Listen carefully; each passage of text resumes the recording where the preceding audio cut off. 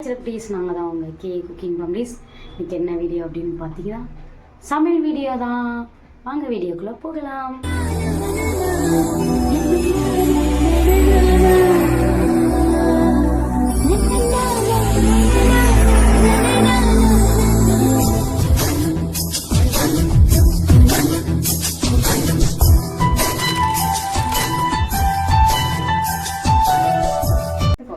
இன்னைக்கு வந்து ரசம் சாதம் செய்ய போறோம். எப்படி செய்ய போறோம்?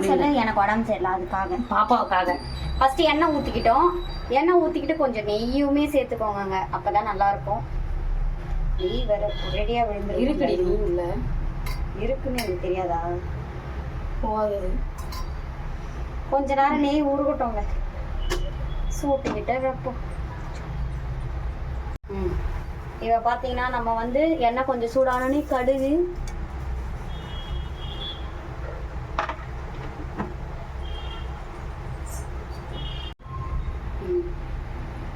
நிறைய நெய் ஊற்றிட போகுதுன்னு பயமா. நேரம் ஊறட்டும், லாஸ்ட்டாக கூட ஊற்றிக்கணும். எண்ணெய் நான் கடுகு நல்லா பொரிஞ்சிருக்கேன் ஃபர்ஸ்ட் ஆஃப் ஆல். ஓகேவா? பொரிஞ்சிட்டு பார்க்கலாம். அப்பளம் பொரிச்சு வச்சுட்டோம் பாருங்க, நல்லா காஞ்சிச்சு போய். ஆமாம், இதில் என்னென்ன அரைச்சி வச்சிருக்கோம் சொல்லு. தக்காளி, பூண்டு, மிளகு, சீரகம் எல்லாத்தையும் போட்டு அரைச்சி வச்சுருக்கோம். தக்காளி, பூண்டு, மிளகு, சீரகம் இதெல்லாமே அரைஞ்சிருக்கோம். ஓகேவா? ஓகே, இந்த அளவுக்கு நல்லா வதங்கணும். இப்போ இந்த ஸ்டேஜில் நம்ம வந்து காஞ்ச மிளகா சேர்த்துக்கலாம். நான் ஒரு 2 காஞ்ச மிளகா தான் எடுத்துருக்கேன். ஓகேவா? லைட்டாக மஞ்சத்தூள் மஞ்சள். ஓகேவா?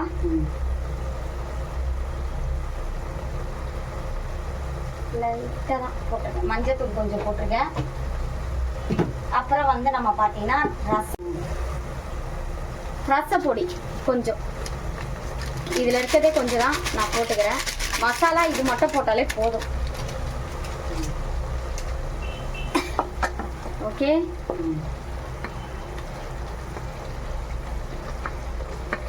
இந்த அளவு கொஞ்சம் வந்ததும் என்ன பண்ணணும், ஒரு கிளாஸ் அரிசிக்கு நம்ம 4 கிளாஸ் அளவுக்கு தண்ணி எடுத்திருக்கோம்.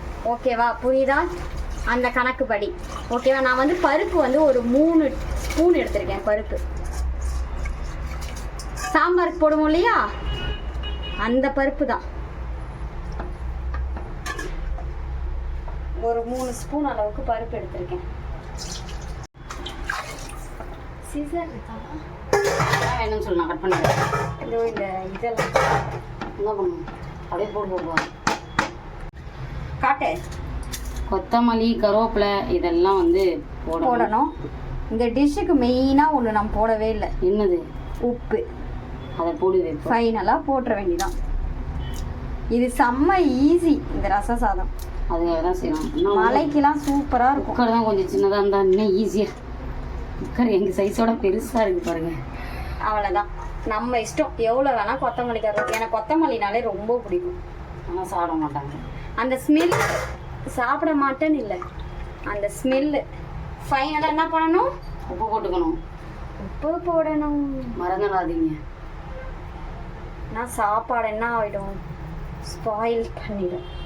பார்த்துட்டு செக் பண்ணிவிட்டு உப்பு போட்டுக்கணும்.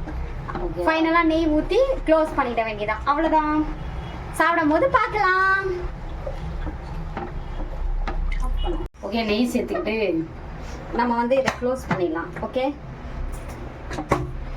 க்ளோஸ் பண்ணிவிட்டு விசில் வச்சிடலாம். இது வந்து உங்கள் குக்கர் என்னென்ன விசிலில் வேகும்னு தெரிஞ்சுக்கோங்க. நான் ஒரு 4-5 விடுவேன். ஓகே, பார்க்கலாம் ஃபைனலாக. எதுக்கு கேட்குற?